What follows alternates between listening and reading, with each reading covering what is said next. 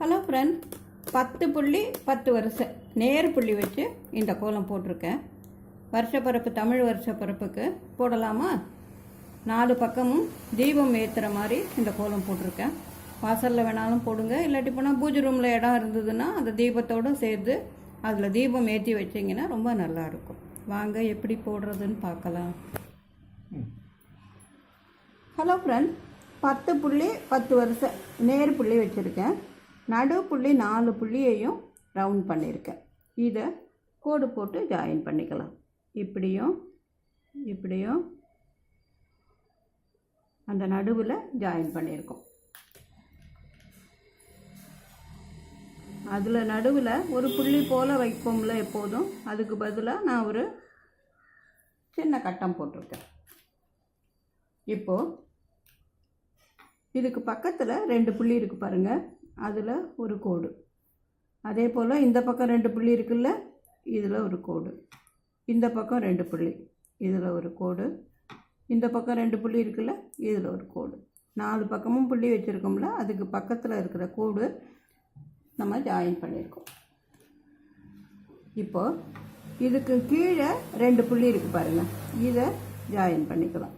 நான் கோடு போட்டு ஜாயின் பண்ணாமல் நெல்லி நொடியாக ஜாயின் பண்ணியிருக்கேன். இதுக்கு கீழே 2 புள்ளி,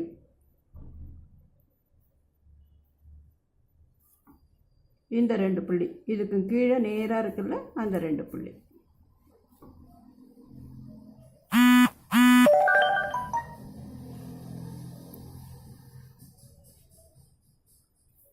இப்போ 4 பக்கமும் 2 புள்ளி கீழே இருக்கிறத ஜாயின் பண்ணியிருக்கோம்.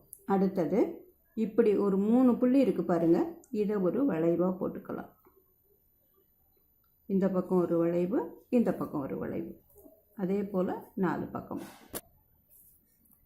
இப்போ 4 பக்கமும் வளைவு போட்டுட்டோம். அடுத்தது இந்த கிராஸாக ஒரு புள்ளி 2 பக்கமும் இருக்குது பாருங்கள், அதில் இந்த கோடை போட்டுட்டு இந்த 3 புள்ளி இருக்குல்ல, இதை நேராக போட்டு இந்த டிசைனை போட்டு முடிச்சிடலாம் நம்ம.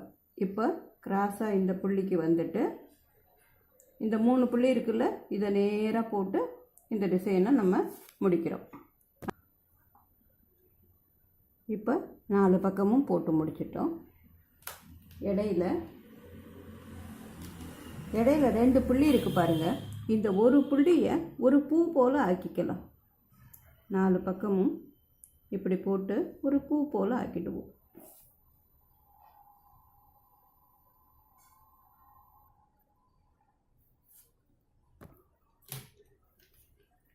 இப்போ 4 பக்கமும் அதை பூ போல் ஆக்கியிருக்கோம்.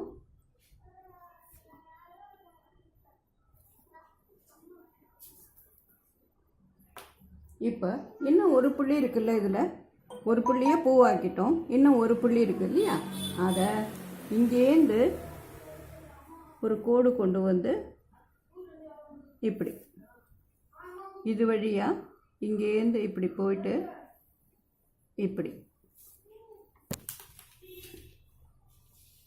அதில் 2 இலை போட்டுருவோமா?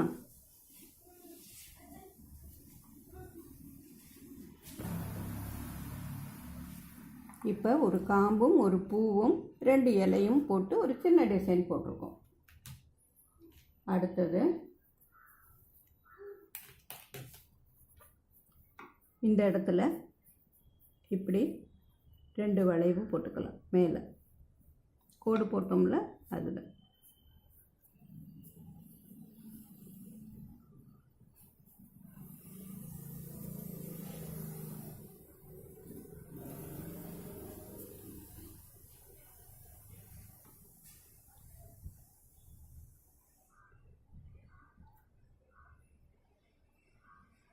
இதில் கலர் கொடுத்துட்டோம். அடுத்தது பக்கத்தில் இருக்க புள்ளியை இப்படி ஒரு வளைவு போட்டுக்கலாம். இந்த பக்கம் ஒரு வளைவு, இந்த புள்ளிக்கு இதுலேருந்து ஒரு வளைவு. இப்போது இந்த புள்ளி இருக்குல்ல, 4 புள்ளி, இதில் இந்த கடைசி புள்ளியில் இதை இப்படி கொண்டு வந்துடலாம். வளைவு கொண்டு வந்துட்டு பக்கத்தில் இருக்கிற புள்ளிக்கு 2 பக்கம் கொண்டு வந்துட்டு இது 2த்தையும் இந்த இடத்துல ஜாயின் பண்ணுறோம். இதே போல் 4 பக்கமும். இது 4வது. 4 பக்கமும் இப்போ புள்ளிகளை சேர்த்து போட்டிருக்கோம். மீதி இந்த கார்னரில் இருக்கிற புள்ளிகள் தான் இருக்குது. அதை வேறு ஏதாவது டிசைனாகவும் போடலாம். பூஜை ரூமில் போடும்போது ஒரு அகல் மாதிரியும் போடலாம்.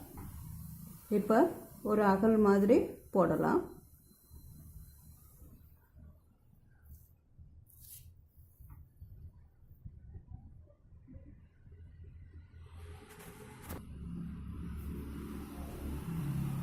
இப்போ 4 பக்கமும் அகல் போட்டிருக்கோம். இப்போ தீபம் போட்டுடுவோமா?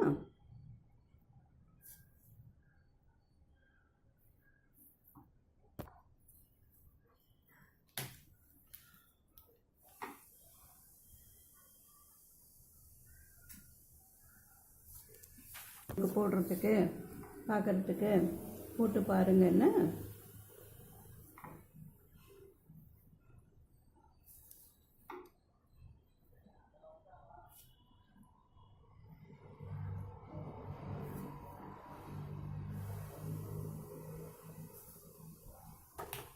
எல்லா பக்கமும் போட்டு முடிச்சிருக்கோம். நம்ம கலர் கொடுத்துடலாம்.